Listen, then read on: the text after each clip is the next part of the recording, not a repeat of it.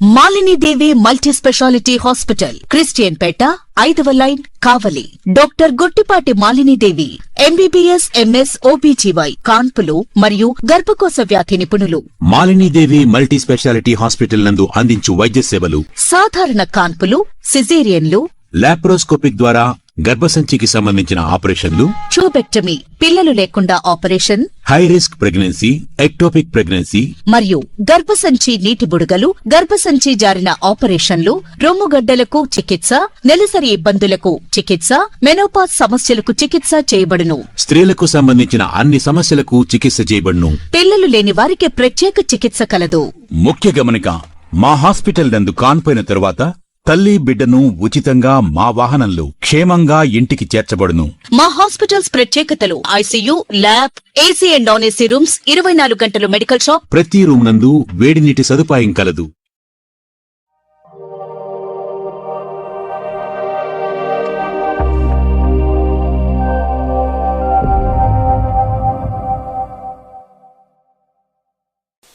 Welcome to CMD news. నా పేరు కామాక్షి. ముందుగా నేటి వార్తా విశేషాలు. నెల్లూరు జిల్లా కావలిపట్టణం వైకుంఠపురంలో ఉన్న శ్రీ శ్రాలివాహన ఇంగ్లీష్ మీడియం హైస్కూల్లో వార్షికోత్సవ వేడుకలు అత్యంత వైభవంగా నిర్వహించారు. ఈ కార్యక్రమానికి కావలి శాసనసభ్యులు కావ్య కృష్ణారెడ్డి ముఖ్య అతిథిగా హాజరై వేడుకలను మరింత విశిష్టంగా నిలిపారు. ఎమ్మెల్యే రాకతో స్కూల్ ప్రాంగణం పండగ వాతావరణాన్ని తలపించింది. ఈ కార్యక్రమంలో పాఠశాల యాజమాన్యం, ఉపాధ్యాయులు, స్థానిక నాయకులు, తల్లిదండ్రులు పాల్గొన్నారు.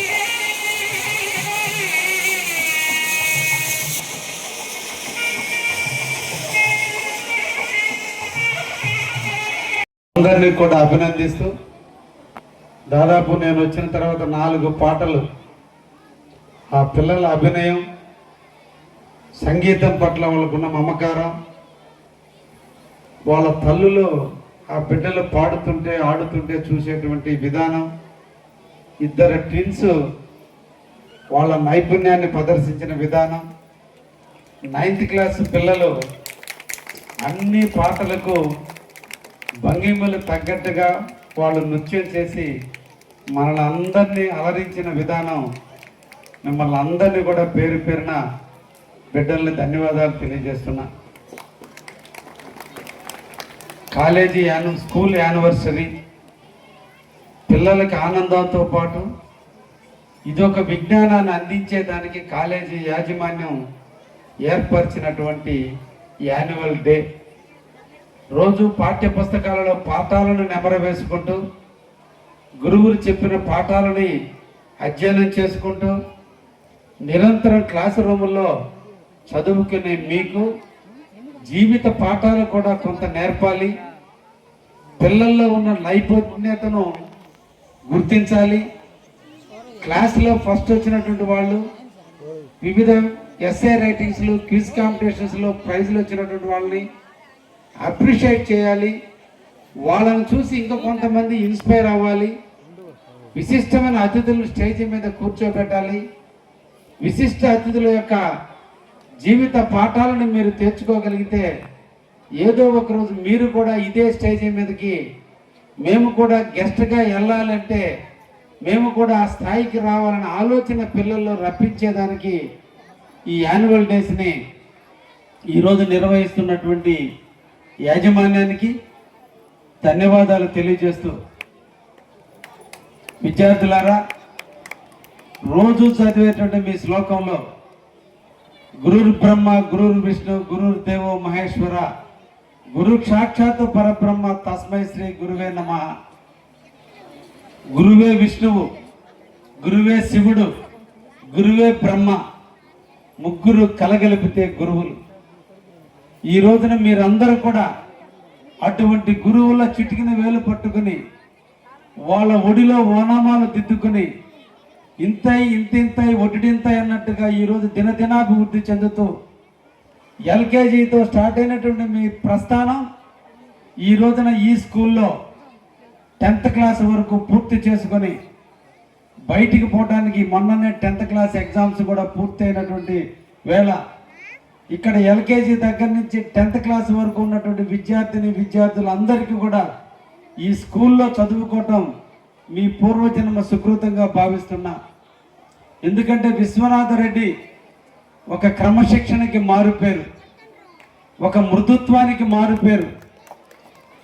సరస్వతి తల్లి వాళ్ళ సతీమణి, ఇద్దరు కూడా సరస్వతి పుత్రులు, ఇద్దరు కూడా పోస్ట్ గ్రాడ్యుయేషన్ పూర్తి చేసుకొని అధ్యాపక వృత్తిలో, లెక్చరర్ వృత్తిలో ఒక ఉన్నతమైన శిఖరాలను అందుకుని, శిఖరాలలో ఉన్నటువంటి మకరందాన్ని, శిఖరాలలో ఉన్న ఫలాలని, శిఖరాలలో ఉన్న పుష్పాలన్నింటినీ అందిపుచ్చుకుని ఆ పుష్పాల ఫలితాన్ని, ఆ మకరంద ఫలితాన్ని, ఆ కాయల ఫలితాన్ని మీకు అందించడానికి స్కూల్ పెట్టి మీకు అందిస్తున్నందుకు ఆ దంపతులు ఇద్దరిని కూడా అభినందిస్తూ, మీరందరూ కూడా కష్టపడి చదవాలని, ఎంతటి కష్టాన్నైనా ఇష్టంగా మార్చుకోవాలని, జీవితంలో విజయం అనేది కష్టంతోనే స్టార్ట్ అవుతుందని, మన జీవితంలో ఏదైతే కష్టపెడుతుందో అంతటి సుఖం మనకు దక్కుతుందని, సుఖంతో స్టార్ట్ అయిన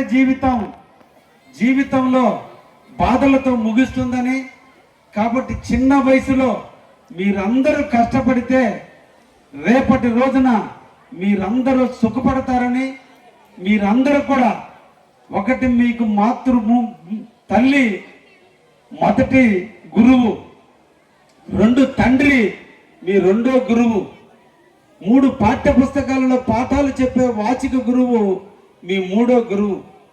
ఈ ముగ్గురిని మీరు గుర్తించుకోవాలి. 18 సంవత్సరాల వయసు వచ్చేంత వరకు కూడా మీరు ఒక గురువు ఏలుబడిలో, వాళ్ళ ఒడిలో, తండ్రి దగ్గర, తల్లి దగ్గర, గురువు దగ్గర పాఠాలు నేర్చుకోవాలి. పాఠ్యపుస్తకాలలో పాఠాలను గురువులు నేర్పితే జీవితంలో వచ్చేటువంటి పాఠాలను మీ తల్లిదండ్రులు నేర్పుతున్నారు. ఒక్కసారి విద్యార్థులారా, మీరందరూ కూడా ఆలోచన ఉంచాల్సినటువంటి వయసు ఇది స్టార్ట్ అయింది. ఇంచుమించు ఇక్కడ ఉన్నటువంటి విద్యార్థులందరూ 10 సంవత్సరాలు పూర్తయ్యాయి. 10వ తరగతి దాకా వచ్చారంటే 15 సంవత్సరాలు దగ్గర అయ్యాయి. 15 సంవత్సరాల నుంచి లెక్కేసుకుంటే ఇంకొక 10 సంవత్సరాలు మాత్రమే మీరు కష్టపడాల్సింది. ఈ 10 సంవత్సరాలు ఎవరైతే కష్టపడి చదువుతారో వారు ఉన్నతమైన స్థాయికి రాగలరు.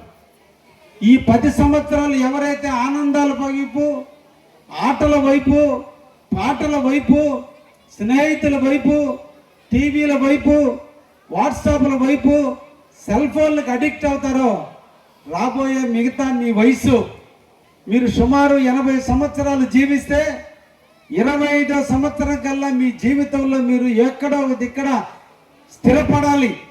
అది ఉద్యోగమా, వ్యాపారమా, ఇంకేదన్నానా, కలెక్టరా, ఎస్పీనా, టీచరా, ఇంజనీరా, డాక్టరా, ప్రొఫెసరా, ఏదో ఒక దాంట్లో జీవితంలో మనం నిలబడాలి. అది ఎప్పటికంటే 25వ సంవత్సరం వచ్చే నాటికి మీరందరూ కూడా ఎక్కడో ఇక్కడ నిలదొక్కోవాలి. అక్కడి నుంచి నిజమైన జీవితం మీకు అందుతుంది. నిజమైన పుష్పాలు మీకు పుష్పిస్తాయి. నిజమైన ఫలితాలు దక్కుతాయి. అసలు నిజమైన ఆనందం అక్కడి నుంచి స్టార్ట్ అవుతుంది చనిపోయేంత వరకు. అంటే 25 సంవత్సరాల జీవితం పూర్తయితే 55 సంవత్సరాలు సుఖంగా జీవించాలంటే, ఆనందంగా జీవించాలంటే, మన తల్లిదండ్రులు పడ్డ కష్టం మనం పడకుండా ఉండాలంటే, మన తల్లిదండ్రులు పడుతున్న ఇబ్బందులు మనం పడకుండా ఉండాలంటే, మనం 55 సంవత్సరాలు సుఖమైన జీవితం అందుకోవాలంటే ఇప్పుడు కష్టపడాలి.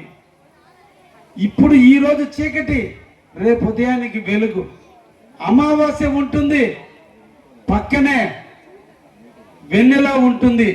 నీ కళ్ళకి కనిపించని నీ శరీరం సగం ముందుంటుంది, నీ కళ్ళకి కనిపించని సగభాగం నీ వెనక వైపు ఉంటుంది. రేపటి నీ జీవితం కూడా అలాగే ఉంటుంది.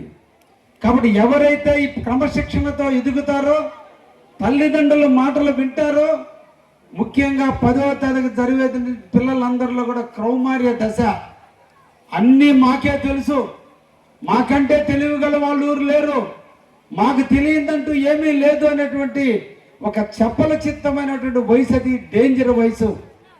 అందుకనే మీరు 10th పూర్తయి పోతున్నారు అనగానే మీ కాలేజీ పేరు ఇంటర్మీడియట్ అంటే అటు ఇటు కానిటువంటి దశలోకి మీరు అడుగు పెడుతున్నారు అని అర్థం. అంటే పరిపక్వత లేని దశకి, అర్థం చేసుకునే దానికి అర్థం కాని దశకి ఎల్లుతున్నటువంటి విద్యార్థులు చెడిపోయినా బాగుపడినా ఉన్నతమైన శిఖరాలు ఎదగడానికైనా అంకురార్పణ జరిగే దశ ఈ 15వ సంవత్సరం నుంచి 18వ సంవత్సరం మధ్య కాలం. ఎప్పుడైతే 17 సంవత్సరాలు పూర్తయి 18వ సంవత్సరంలో మీరు అడుగు పెడుతున్నారో ఆటోమేటిక్గా మిమ్మల్ని మెచ్యూరిటీ పర్సన్స్ అంటున్నారు. మీరు గ్రాడ్యుయేషన్లో చేరబోతున్నారు. గ్రాడ్యుయేట్ అంటే అర్థం మీరు తెలివి గల వాళ్ళు అని అర్థం.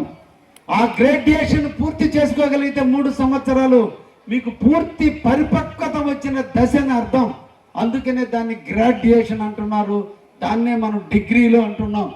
ఎప్పుడైతే మీకు 21 సంవత్సరాలు పూర్తవుతాయో గురువుతో అవసరం లేదు, తల్లిదండ్రులతో అవసరం లేదు, తండ్రితో అవసరం లేదు, మీ మేధాశక్తితో మీరు ఎదిగేటువంటి దశకు చేరుకున్నట్టు అర్థం.